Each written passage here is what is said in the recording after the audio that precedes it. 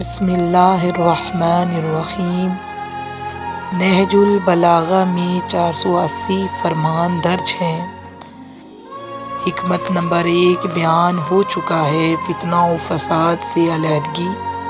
آج حکمت نمبر 2 ذلت نفس کے اسباب۔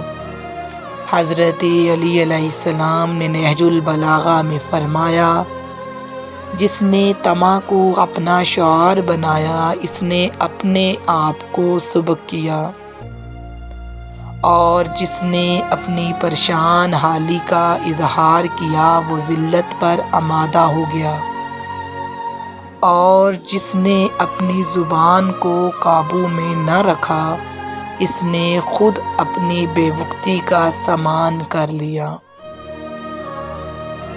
اگر آج کا ویڈیو اچھا لگا ہو تو ہمارے چینل کو لائک اور سبسکرائب کر دیں، اور آگے ویڈیو کو سینڈ کر دیں تاکہ یہ آگے تک جا سکے۔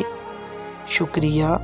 یہ چینل بنانے کا مقصد امام علی علیہ السلام کے علم کو پھیلانا ہے، کیونکہ ہم شیعہ کے چینل بہت کم ہیں، تو اس لیے مومنین سے گزارش ہے کہ اس کو لائک اور سبسکرائب کر دیں۔